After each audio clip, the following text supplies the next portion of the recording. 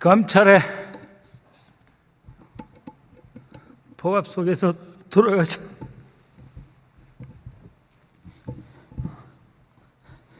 그분의 그 은혜와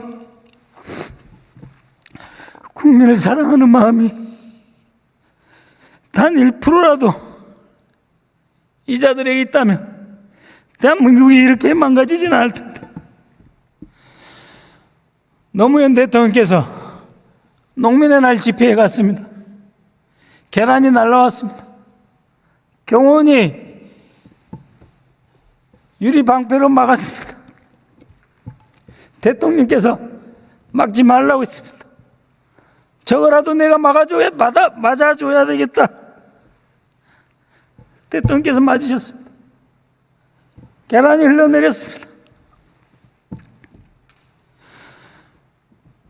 그런 대통령이 어느 때보다도 그립습니다.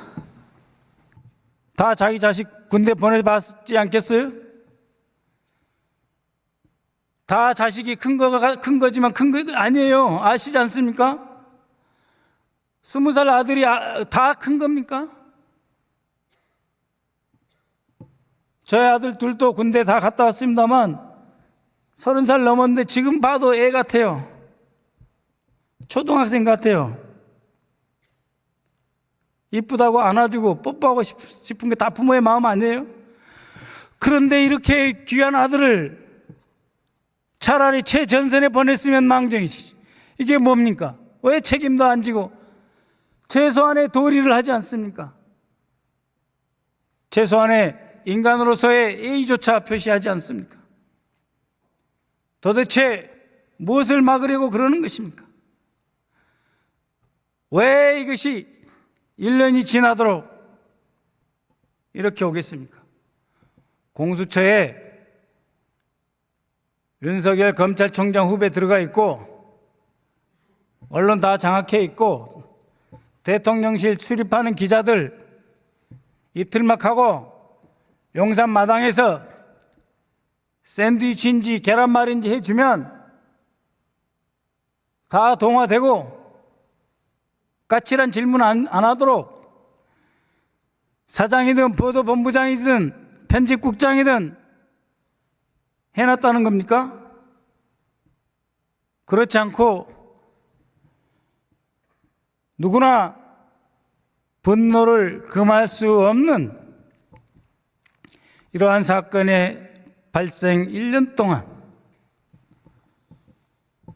정말 참회의 눈물 한 방울이라도 흘려보았습니까?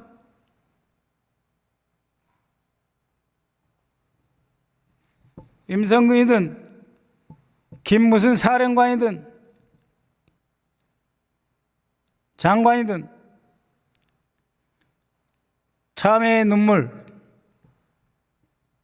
그 생때 같은 젊은이가 내 자식이다 생각했을 때 한없이 미어지는 그 고통과 슬픔, 그것에 대한 공감 자체가 없는 것이죠.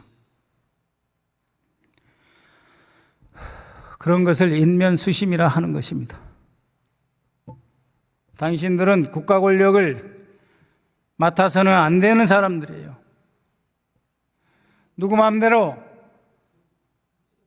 15,000, 12,000 내는 해병대 사단장을 합니까?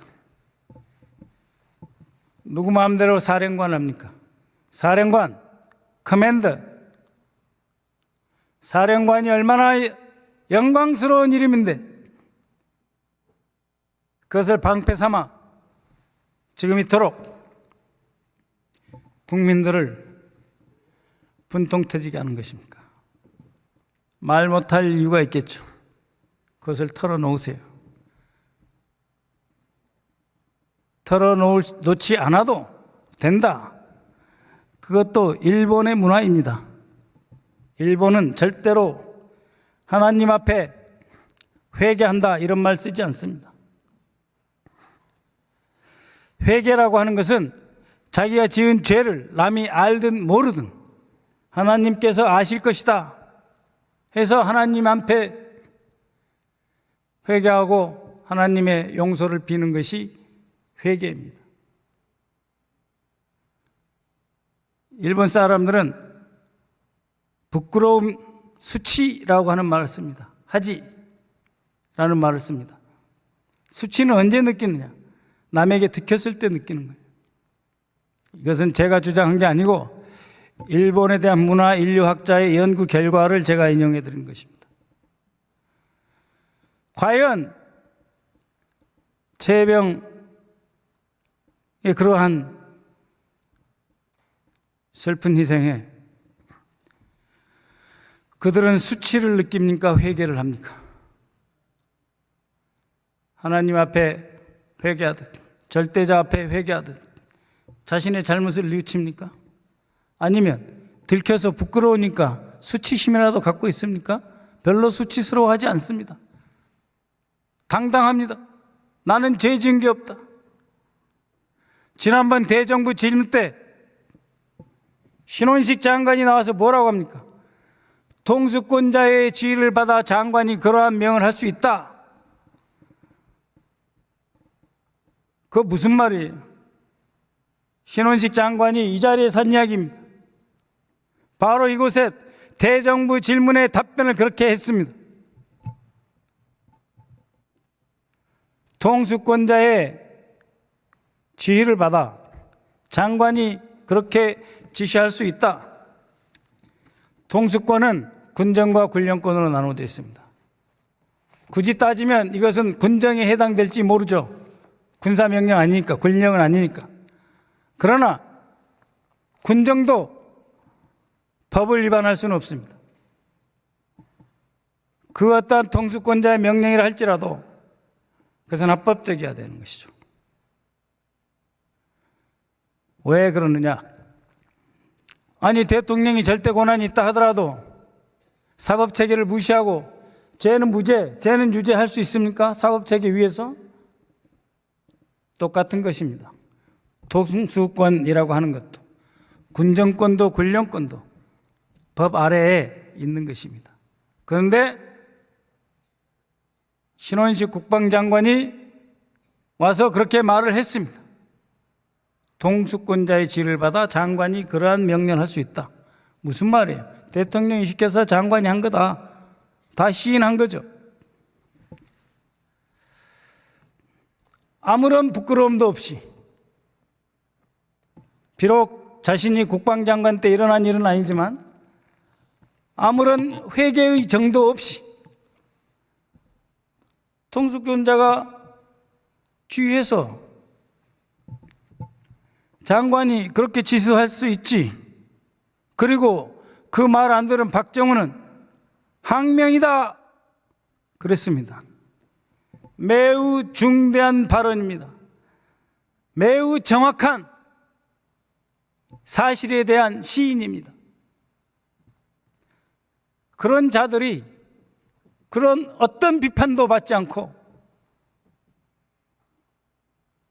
떳떳하게 장관이다, 그건 통수권자다, 사령관이다, 사단장이다, 직을 유지하고 있습니다. 어떻게 생각하십니까? 검찰의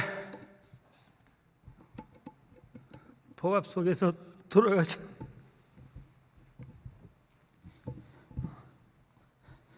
그분의 그 은혜와 국민을 사랑하는 마음이 단 1%라도 이 자들에게 있다면 대한민국이 이렇게 망가지지는 않을 텐데. 노무현 대통령께서 농민의 날 집회에 갔습니다. 계란이 날라왔습니다. 경호원이 유리 방패로 막았습니다. 대통령께서 막지 말라고 했습니다. 저거라도 내가 맞아줘야 되겠다. 대통령께서 맞으셨습니다. 계란이 흘러내렸습니다. 그런 대통령이 어느 때보다도 그립습니다. 그 누구라도 국민을 더 이상 고통스럽게 해서는 안 되고, 그 누구도 국민을 무시할 권리가 없습니다. 그 어떠한 권력자도 국민들의 자유로운 의사표현을 막을 그 정도의 힘은 없습니다. 그러한 힘은 폭력입니다. 그 폭력을 행사하고 있습니다. 언론인들에게, 기자들에게 월급 깎아버리고, 아니 그 상식적으로 월급을 삭감한다 하는 것도 한도가 있는 것입니다. 경영이 어려우니 뭐 많이 받는 분은 10% 깎고 좀 적게 받는 분은 5% 깎아라, 이런 것이지. 절반은 깎아버리고 네 마음대로 싸워봐라. 니들이 배고프면 벌 수 있냐? 대한민국 언론인이 노예입니까?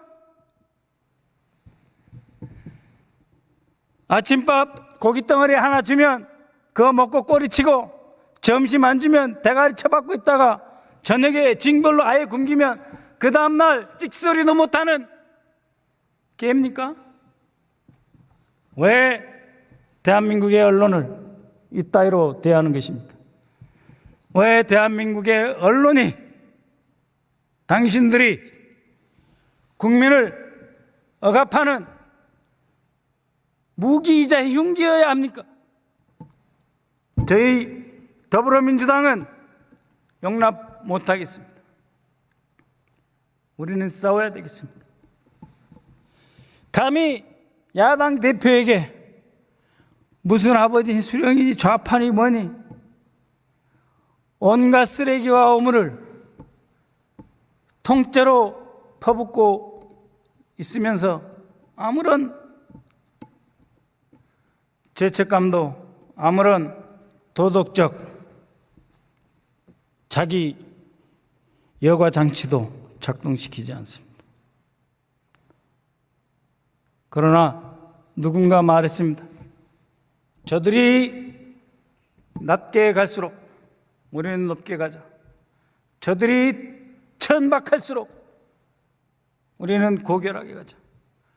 저들이 철학과 가치를 뭉갤수록 우리는 우리의 철학과 우리의 헌법과 우리의 가치와 기치를 들고 나가 싸웁시다. 우리가 제출한 이 법안, 그것이 그렇게 두려울 정권이라면 퇴진하십시오. 자, 여러분들은 지금까지 이런 뉴스들을 보면 어떤 생각이 드셨나요? 제가 항상 여러분들께 뉴스만 평소에 잘 챙겨보셔도 돈이 된다, 돈을 벌 수 있다라고 말씀을 드렸는데요. 아직도 그냥 뉴스만 보고 끝내는지, 아니면 이 뉴스를 어떻게 이용할 수 있을지, 이 부분을 고민하고 계시는지를 되물어보고 싶습니다.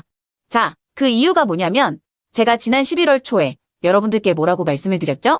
지금은 로봇 사업에 관심을 가져야 한다. 뉴스만 보고 그냥 넘기지 마시고 투자 쪽으로 생각을 한번 해보셔야 한다 라고 말씀을 드렸습니다. 그리고 나서 이런 썸네일들을 뉴스를 통해서 많이 보셨을 텐데요. 이런 로봇 산업이 이슈가 됐을 때 부자들은 어떻게 생각한다? 로봇 관련주는 뭐가 있는지, 어떤 종목이 가장 좋은지, 어디에 투자해야 돈이 몰리는지를 자연스럽게 생각한다고 제가 말씀을 드렸죠. 그 이유가 뭐냐면 부자들이 봤을 때는 이슈가 곧 돈으로 이어지고, 그 이슈가 나에게 돈을 벌어준다는 경험적 확신이 있기 때문에 부자들은 항상 이런 사회적 이슈를 관심 있게 챙겨본다, 이렇게 제가 말씀을 드렸는데요. 이번에도 마찬가지입니다.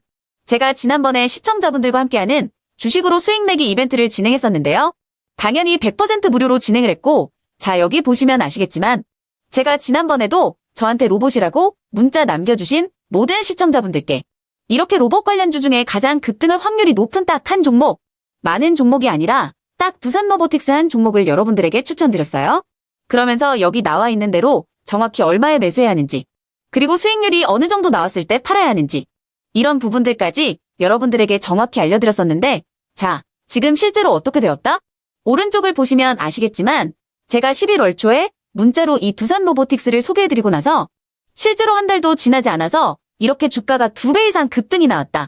그래서 당시에도 굉장히 많은 분들이 제가 드린 이 종목으로 수익을 내실 수가 있었을 텐데요. 다시 한번 축하드린다고 말씀을 드리겠고, 자, 이번에도 마찬가지입니다.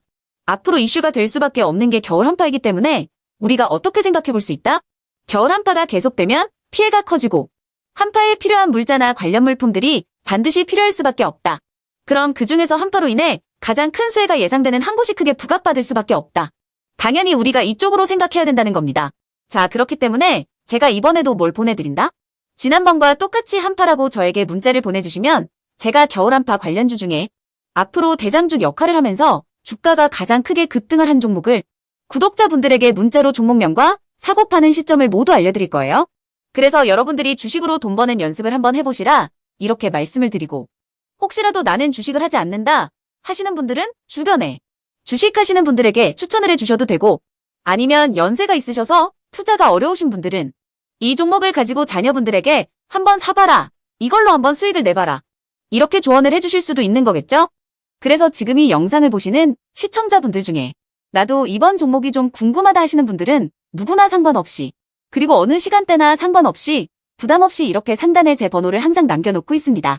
제 번호 010-4406-8870번으로 저에게 이런 식으로 지난번처럼 한파라고 문자 보내주시면 제가 이번에도 똑같이 무료 추천 급등주 문자를 보내드리겠습니다. 이해되시죠? 그래서 제 번호 010-4406-8870번으로 한파라고 문자 보내주시면 여러분들이 직접 이슈를 통해서 돈 버는 연습을 해보실 수가 있는 거고, 제가 돈을 받는 것도 아니고 투자를 대신해드리는 것도 아니니까 부담 없이 신청해주시면 되는 겁니다. 그리고 수익이 나면 저는 다른 것은 바라지 않습니다. 제 채널에 구독, 좋아요 한 번씩만 눌러주시라 이렇게 다시 한번 말씀을 드리겠습니다.